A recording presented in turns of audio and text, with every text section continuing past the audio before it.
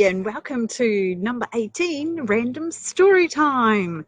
Today I've got the first half of the Twits, or as much as I can be bothered reading. So we'll see how long anyone sticks around. If you don't know the Twits, it's by Roald Dahl and a fantastic favourite of mine forever and ever, and most of my crazy friends. So remember, we've got the front cover. Roald Dahl is our author down the side. We've got our title, The Twits, and we've got our illustrator down here, Quentin Blake, who's a really well-known author and did a lot of work combined with Roald Dahl. Then we've got our back cover, which often gives us the information about what our story is about. So usually contains a little bit of a blurb, hey Janelle, and a bit of information about what the story might be about. Most of you have probably heard of the Twits, and just remember we've got a spine down the side, which is to help it keep nice and strong, just like we have, keep us nice and upright, keep us all together. So the Twits, we've got Mr. Twit here and Mrs. Twit over here, and it is a really twitty kind of book. So in the front we have Mr. Twit over here, Mrs. Twit over here, whoop, the roly-poly bird, who will come up in the story, and Mugglewump monkeys, who are a little bit acrobatic. So this doesn't have as many pictures as the other stories, so you'll just have to deal with my face for a little bit. Hairy faces. What a lot of hairy-faced men there are around nowadays. When a man grows hair all over his face, it is impossible to tell what he really looks like. Perhaps that's why he does it. He'd rather you didn't know. Well, there's a surprise, isn't it? Then there's a problem of washing. When the very hairy ones wash their faces, it must be as big a job as when you and I wash the hair on our heads. Yes, and I have to wash my hair regularly to keep it nice and perfect. So what I want to know is this: how often do all these hairy-faced men wash their faces? Is it only once a week like us on Sunday nights?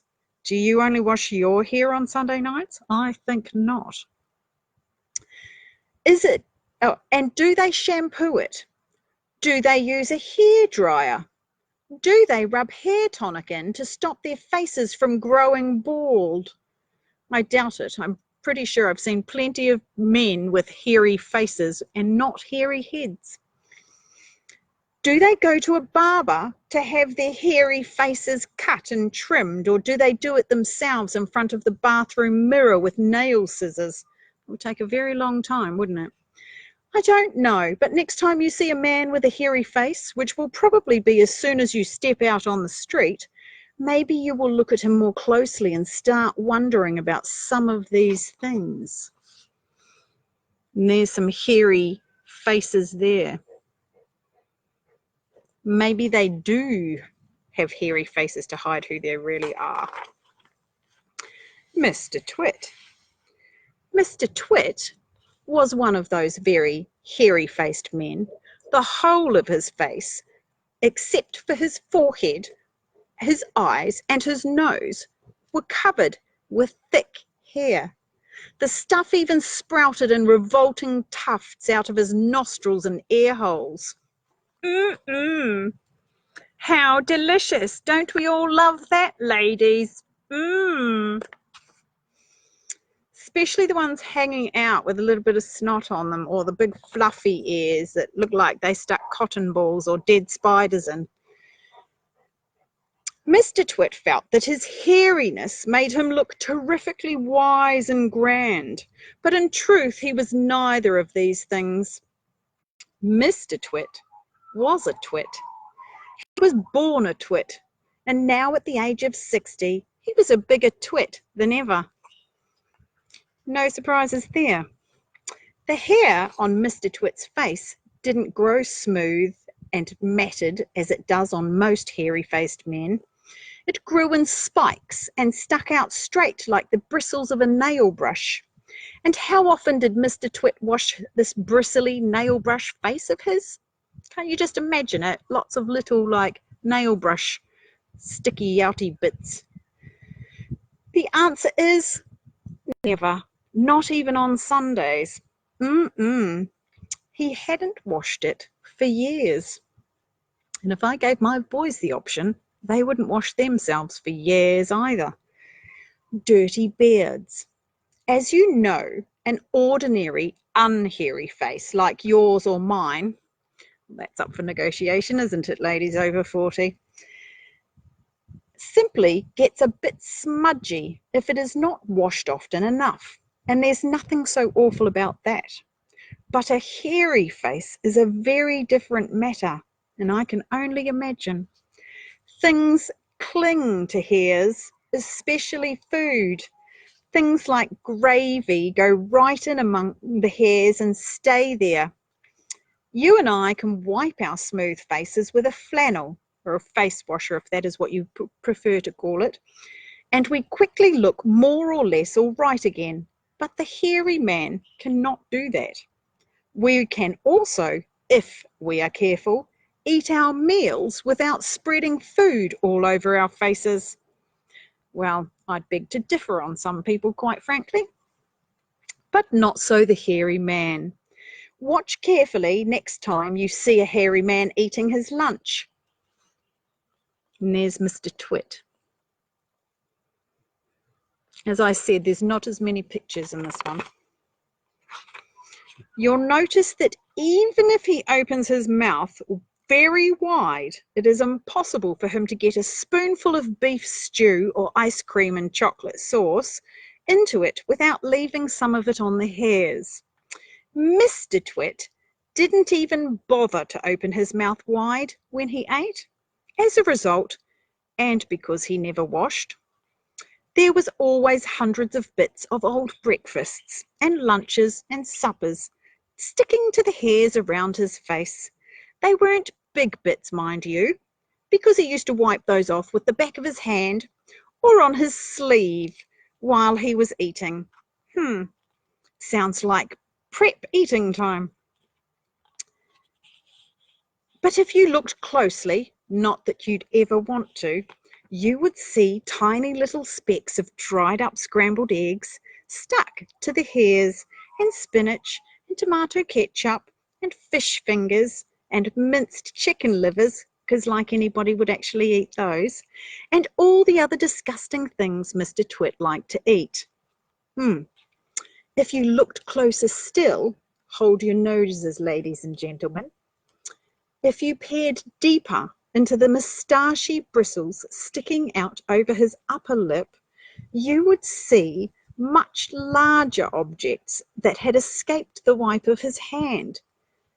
Things that had been there for months and months, like a piece of maggoty green cheese, or a mouldy old cornflake, or even the slimy tail of a tinned sardine. Can't you imagine yourself kissing that? Because of all this, Mr. Twit never went really hungry. Oh, the thought of it. By sticking out his tongue and curling it sideways to explore the hairy jungle around his mouth, he was always able to find a tasty morsel here and there to nibble on. What I am trying to tell you is that Mr. Twit was a foul and smelly old man. He was an extremely horrid old man, as you will find out in a moment. You can see Mr. Twit wiping his arm across his face and his sleeve. And then you can see over in this picture here, the things that are stuck. Stilton cheese, tinned sardine, and I can't quite read what that one there. That one says it's a cornflake. And then he's got those delicious, crusty, bristly hairs coming out his nose as well. and you want to get up close with him. Mrs. Twit. Mrs. Twit was no better than her husband. She did not, of course, have a hairy face. Well, she must have been under 40 then. It was a pity, or she got IPL. It was a pity she didn't, because that, at any rate, would have hidden some of her fearful ugliness. Take a look at her. Have you ever seen a woman with an uglier face than that? I doubt it. But the funny thing is that Mrs. Twit wasn't born ugly. She had quite a nice face when she was young. The ugliness had grown upon her year by year as she got older. And why do you suppose that was?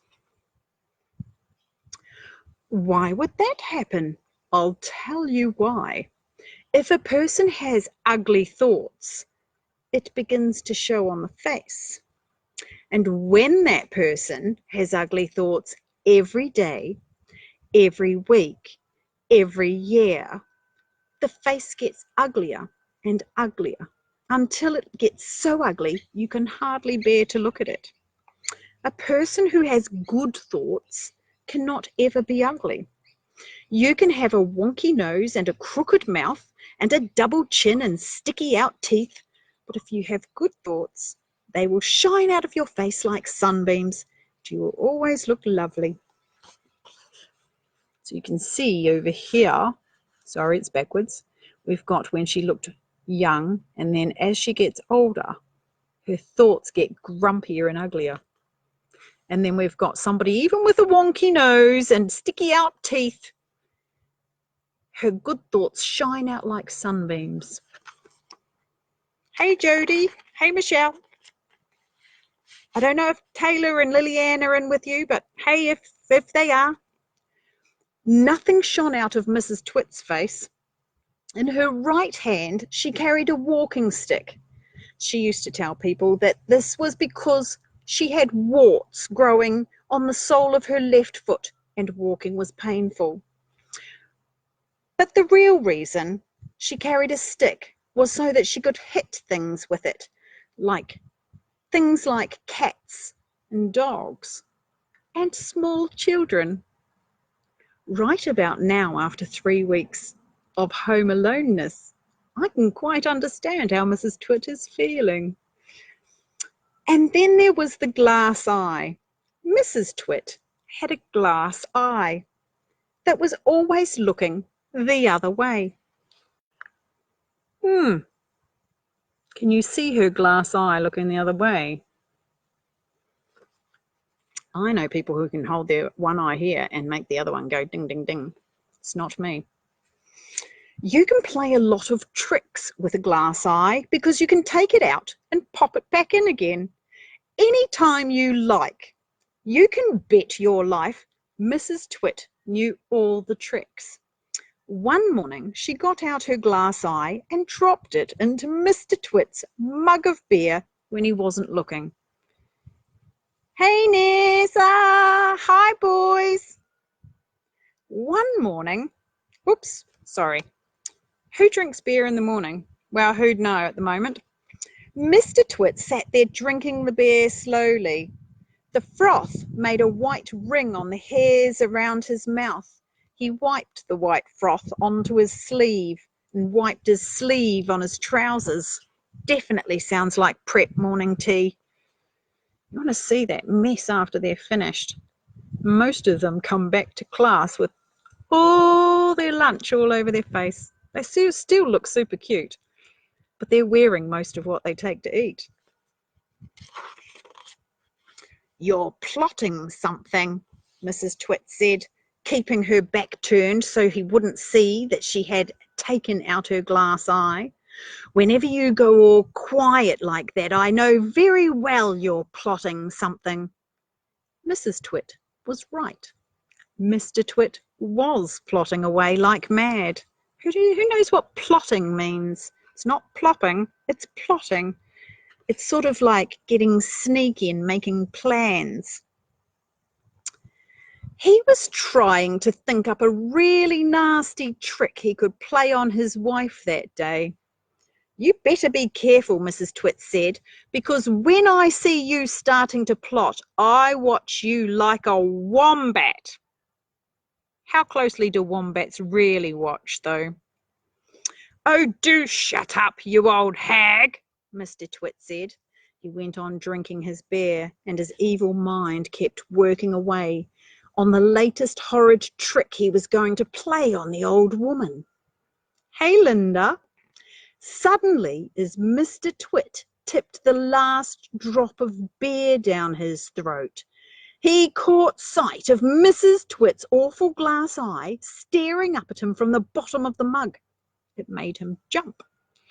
"I told you I was watching you," cackled Mrs. Twit. "I've got eyes everywhere, so you'd better be careful." So here's Mr. Twit having his breakfast beer. And then the glass eye in the bottom of his glass. Go, Mrs. Twit. Who's for Mrs. Twit? Mrs. Twit or Mr. Twit? Or none of the above? The frog, to pay her back for the glass eye in his beer, Mr. Twit decided he would put a frog in Mrs. Twit's bed. What a delightful husband he is. He caught a big one down by the pond and carried it back secretly in a box. Have you heard of anything else in a box, Linda? I have. I even made a cake with something in a box. Might like to look it up when there's no children around. That night, when Mrs. Twit was in the bathroom getting ready for bed, Mr. Twit slipped the frog between her sheets. He's getting a bit sassy, isn't he? Then he got into his own bed and waited for the fun to begin. Well, with all the stuff through his beard, you'd be pretty glad you didn't share a bed with him. Mrs. Twit came back and climbed into her bed and pulled out the light. Not pulled, put. Ha! Pulled, put, you know. Put out the light. And I lost my place. She lay there in the dark, scratching her tummy. Her tummy was itching. Dirty old hags always, like her, always have itchy tummies. It's probably because they've got stuff all over them. They probably don't wash. See, there's a reason to go and have a shower, children. Then all at once, she felt something cold and slimy crawling over her feet. She screamed. "What's the matter with you?" Mr. Twit said. "Help!" screamed Mrs. Twit, bouncing around. "There's something in my bed." "I'll bet it's that giant skelly wiggler. I saw it on the floor just now," Mr. Twit said. "The what?" screamed Mrs. Twit. "I tried to kill it, but it got away," Mr. Twit said. "It's got teeth like screwdrivers." So you didn't go down the road then, Ms. DeVos. "Help!" screamed Mrs. Twit. "Save me! It's all over my feet." "It'll bite your toes off," said Mr. Twit. Mrs. Twit fainted. Mr. Twit got out of bed, a mug of cold water. He poured the water over Mrs. Twit's head to revive her. The frog crawled up from under the sheets to get near the water. What do you think's going to happen next? Mr. Twit's a little bit of a twit and a grotty old man, isn't he? It started jumping about on the pillow. Frogs love water. This one was having a good time. We've got frogs at our house. Very cute little green tree frogs. Well, actually, I say little, but sometimes they get like this big. As big as your face. Imagine a big tree frog on your face. I could try that in my bed with my husband, see if he likes a green tree frog on his face. When Mrs. Twit came to, the frog had just jumped onto her face. "This is not a nice thing to happen to anyone in bed at night," she screamed again. Sorry, I'll show you this one. So there's Mrs. Twit over here freaking out with what's in her bed, and here's Mr. Twit feeling all an evil genius.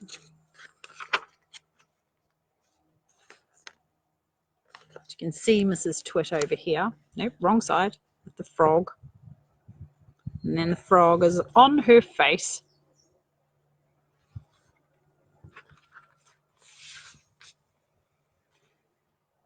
When Mrs. Twit came to, the frog had just jumped onto her face. This is not a nice thing to happen to anyone in bed at night. Oh, sorry, I already read that, didn't I? Get losing track, people. By golly, it is a giant scallywiggler, Mr. Twit said. It'll bite off your nose. Mrs. Twit leapt out of bed and flew downstairs and spent the night on the sofa. The frog went to sleep on her pillow. Do you know what a sofa is? It's like a lounge suite or a couch. It's the same thing, different word. The wormy spaghetti. Are you getting the gist of what Mr. and Mrs. Twit do? Oh, look, sparkly hat. Lucky I don't have spikes on my shoulders or I'd be dead right now. The next day, to pay Mr. Twit back for the frog trick, Mrs. Twit sneaked into the garden and dug up some worms.